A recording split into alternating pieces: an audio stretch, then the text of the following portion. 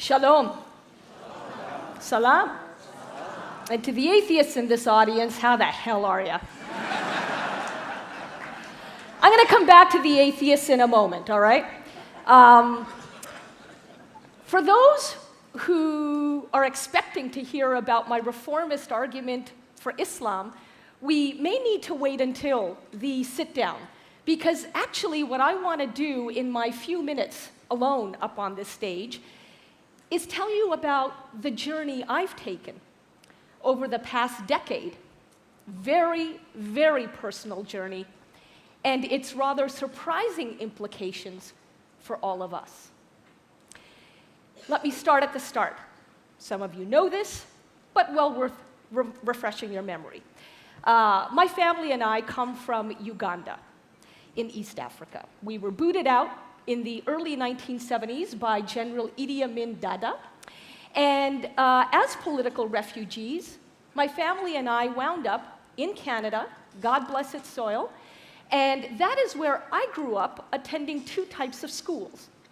The regular, secular public school of most North American kids, and then on top of that, every Saturday for several hours at a stretch, the Islamic religious school, the madrasa. And that's where I began asking what I thought were simple, but apparently became highly inconvenient questions. For example, why can't women lead congregational prayer? Where is there a verse in the Quran about that? There isn't. And why? I asked at the tender age of 14 to my madrasa teacher, why can't Muslims take Jews and Christians as friends? After all, my best teachers at public school, one was an evangelical Christian who never had to evangelize to me because he lived his faith in his deeds, and another was a secular Jew, my debate coach. Yes, you can blame it on him. So why can't we take Jews and Christians as friends? Well, at that point, my madrasa teacher blew his top, having been asked more than a few questions by me over the last number of years, and he warned me, look, either you believe or you get out. And if you get out for good. Well, in that nanosecond that I had to decide what I was going to do, my conscience asked me, Irshad, what are you being ordered to believe? What he's telling you does not match at all with your reality. So you have to question it. And if that means getting out of the madrasa, then that is what you have to do, girl. And that's exactly what I did do. I walked out, and my mortified mother had to be reminded by me that, Ma, just because I've left the madrasa does not mean I have left Allah. She didn't get it back then. Boy, does she get it now.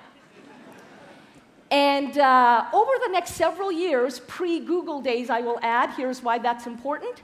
Since I was no longer welcome at the madrasa, I spent the hours that I would have been there every Saturday, I now spent at the public library, reading everything I could, not just about Islam, but about religions, cultures, and belief systems.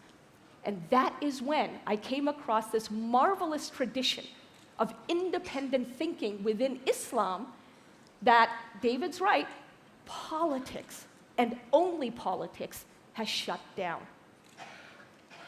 Well, 2001 happened, September 11th to be precise, and that is when I knew I had to write the book that had been percolating in me ever since I was booted out of the madrasa. The book became The Trouble with Islam Today, a Muslim's call for reform in her faith. And it launched me on what I thought was going to be a few book tours, but it became a global, decade-long conversation.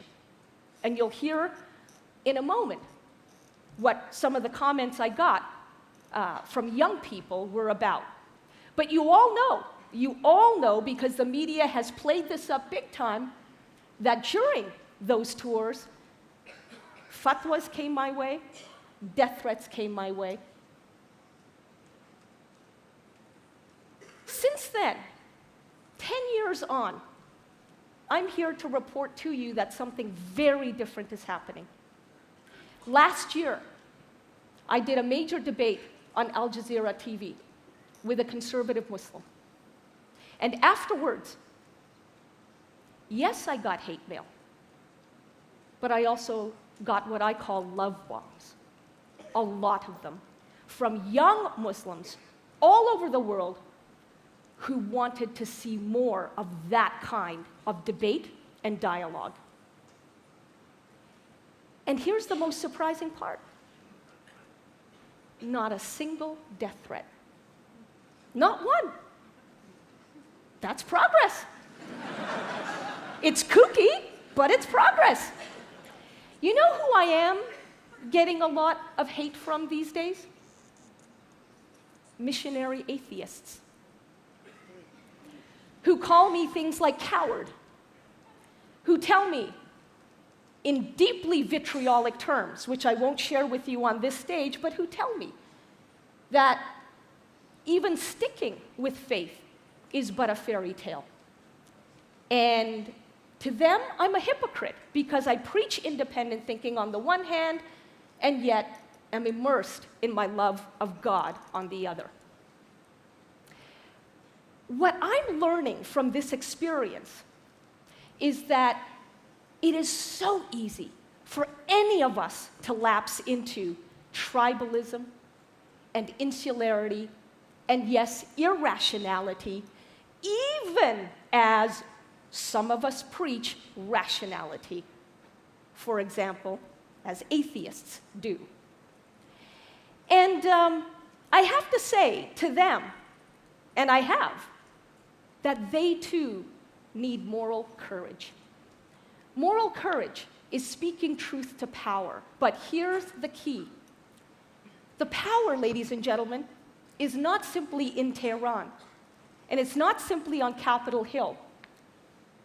The power is also in here, in our own selves, with our egos, the very source of these rigid notions of identity that compel us to cling to this idea that I and I alone have truth.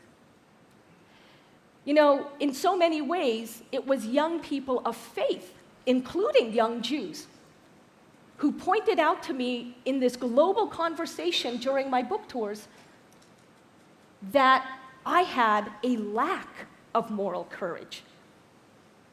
You see, they would often say to me, Irshad, understand, it's not just the trouble with Muslims.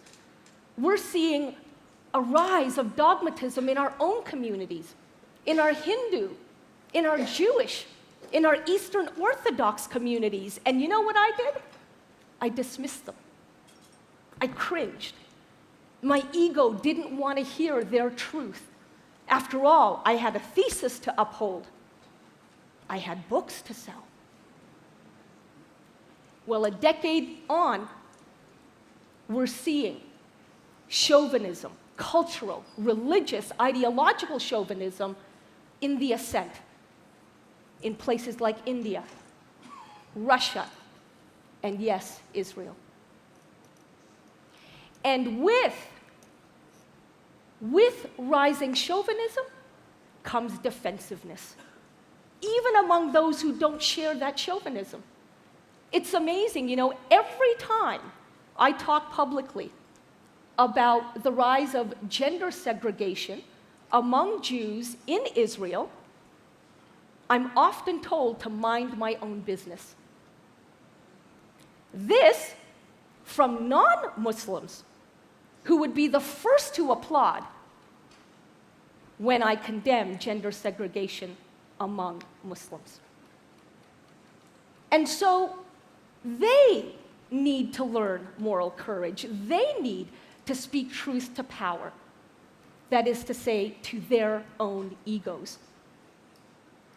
As the Quran tells us, God does not change the condition of a people until they change what is inside themselves.